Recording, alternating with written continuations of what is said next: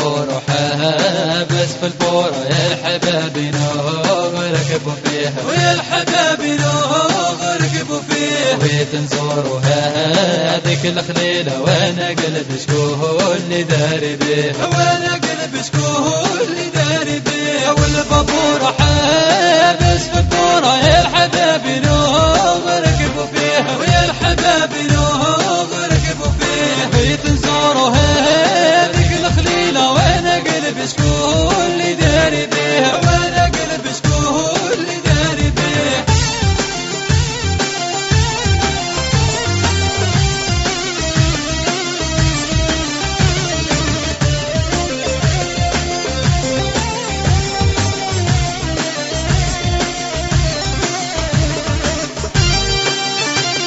انا تفكرني يا مسينا كي كنا الاثنين ومجمولين كي كنا الاثنين ومجمولين انا تقدموا الحلاوه والمره واصبحنا في الحين ومفروقين واصبحنا في الحين ومفروقين والبابور حابس في البوره يا الحباب نوغ ركبوا فيها ويا الحباب نوغ ركبوا فيها بيتنزوروها وانا قلب شكوه اللي داري بيها وانا قلب شكوه اللي داري بيها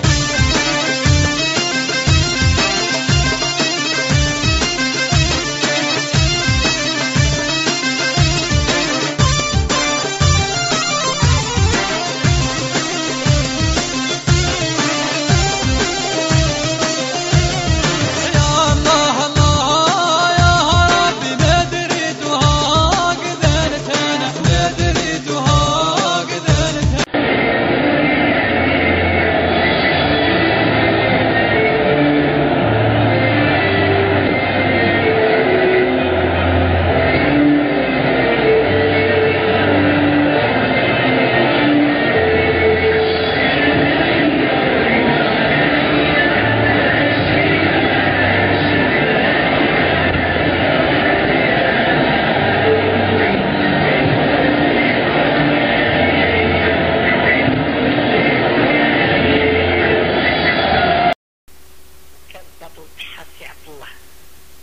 هاد السي عبد الله كان يخدم عند الكونوس الدالية في هذاك الوقت.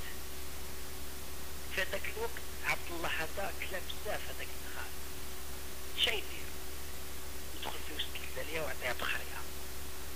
حاشاكم عافاكم. يتلاقى مع المجاهدين الأحرار يحروا البلاد، يحروا البلاد. قال له واش بيك الحال السي عبد الله؟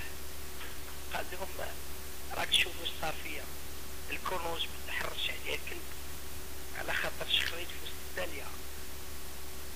قالوا له ما تستخرش، ارفع راسك ارفع راسك ارفع راسك، الجزائر قريب تستقل وخراوي الحبيت خراوي الحبيت خراوي الحبيت.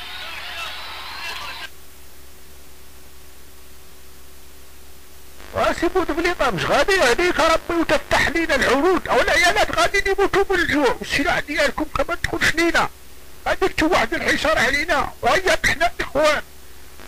وجلالة الملك كتدخل السلاح ديالنا لكم وانتم في المقابل واش كتدخلونا؟ في المقابل سيادة الرئيس كنبعث لكم واحد الحشيشة السعرية كتخلي شعبك يفوتي عليكم الطوازيام مونطا بنسبة 100%. والارهاب كينتهي وشعبك يولي زاهي. عجبها تخات. وي هكذا نتفاهمو يا جلالة الملك. يبعث لي 5 باطو.